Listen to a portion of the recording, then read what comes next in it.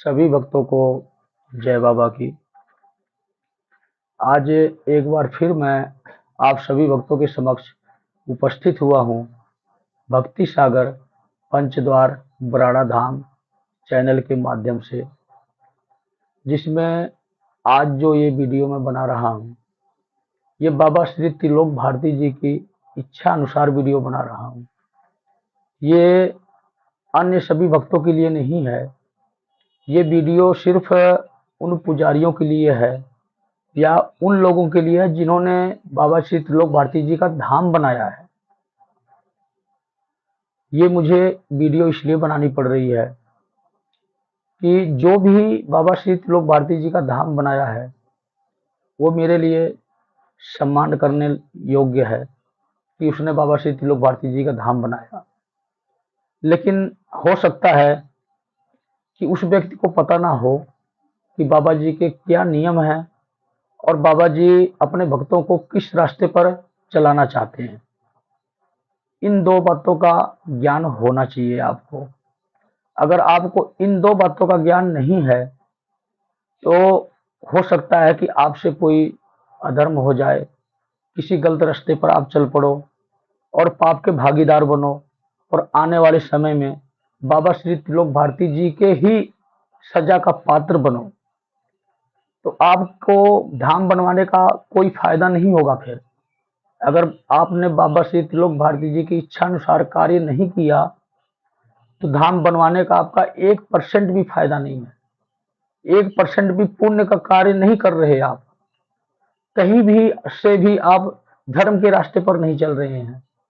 ये सब कहने का मतलब मेरा ये है कि हैं दो चार लोग ऐसे जो अपनी मंत्र सिद्धियों को चला रहे हैं, और ये तो छोड़ो, कोई कोई ऐसे भी महामूर्ख पड़े हैं जो यूं बोल देते हैं कि ब्रह्मा विष्णु महेश कोई है ही नहीं। और वो व्यक्ति कौन है, मैं नाम भी बता सकता हूं। बिगोवा धाम के महंत हैं जिनकी मेरी आमने सामने बात हुई। मैं स्वयं गया था वहां पर। उस दिन मैंने बाबा जी के 7 धामों पर यात्रा की, जिसमें से 3 धाम बाबा जी के नियमों अनुसार चलते हुए मिले और बाकी 4 धाम भ्रष्ट हैं। धाम बनाने वाले ने कुछ अपनी प्रक्रिया चला रखी है अपने स्वार्थ के लिए। तो आपको भी पता है कि बाबा श्री त्रिलोक भारती जी शिव जी के अवतार हैं, उन्हीं की शक्तियों से कार्य कर रहे हैं। और वो व्यक्ति बोलता है कि ब्रह्मा विष्णु महेश कोई नहीं है, वल्ली त्रिलोक भारती को गुरु बनाओ, और माथा टेकते ही संकट खत्म।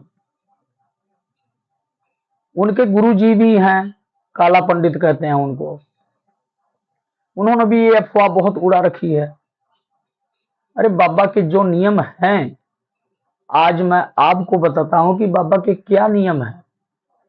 बाबा अपने भक्तों को किस रास्ते पर चलाना चाहते हैं और किस प्रकार से बाबा अपने सारे धामों को आगे बढ़ाना चाहते हैं। कि कोई भी बाबा श्री त्रिलोक भारती जी का भक्त किसी भी धाम पे जाए, उसके लिए एक ही नियम और एक ही रास्ता हो, एक ही जीने की राह हो, एक ही ईश्वर की प्राप्ति का रास्ता हमें मिल सके। सिर्फ बाबा श्री त्रिलोक भारती जी का यही उद्देश्य है। और इसमें वही बात आ गई कि सत्य सनातन धर्म से जुड़ी हुई बातें। सत्य सनातन धर्म का भी मतलब यही है कि उस परमात्मा की शक्ति से जोड़ना। तो इस बात को मैं यही समाप्त करता हूं। पिछली वीडियो में भी मैंने बता रखा है सत्य सनातन धर्म के बारे में।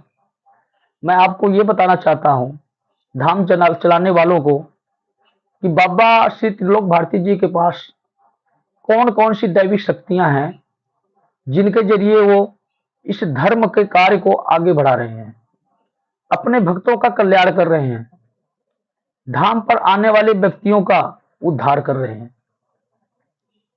मैं यही सारे नियम आपको बताता हूं। बाबा श्री त्रिलोक भारती जी के साथ पंचमुखी हनुमान जी चलते हैं, काल भैरव चलते हैं, और शेरावाली माता दुर्गा ये चलती हैं, जिनको अष्टभुजी भवानी के नाम से भी जानते हैं, और मात कालका या महाकाली कह लो या भद्रकाली कर लो। जो सबसे विकराल स्वरूप है माता काली का, वो स्वरूप, और सबसे सर्वश्रेष्ठ स्वरूप जो है उज्जैन के महाकाल, जिनको हम नटराज शिव के नाम से भी जानते हैं। आपको पता होगा शिव का जो नटराज स्वरूप है वो तांडव करता हुआ स्वरूप है।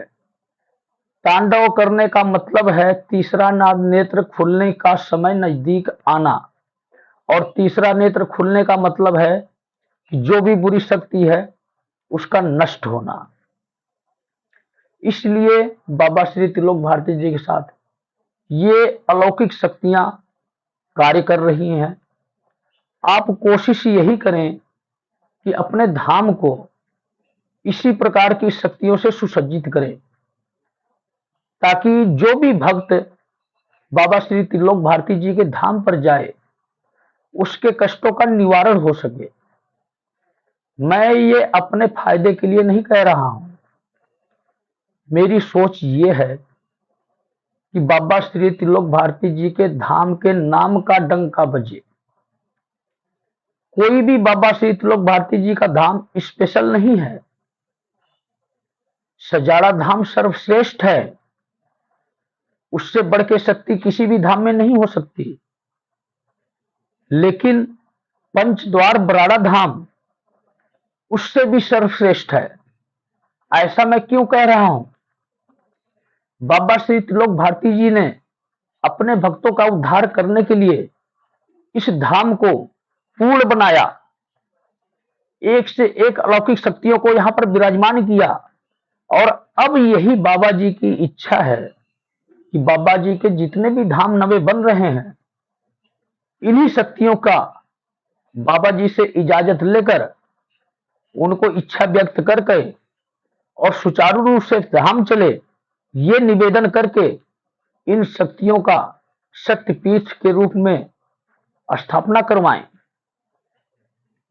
अगर आपने ये कार्य कर दिया तो आप ये समझ लें कि आपके मुक्ति का मार्ग खुल गया। चाहे जितने मर्जी आपने पाप किया है, अधर्म किया है, सब हिसाब किताब बराबर हो जाएगा, क्योंकि बाबा का वो धाम एक पूर्ण धाम बन जाएगा, जहां पर हर प्रकार की समस्याओं का निवारण हो सकेगा।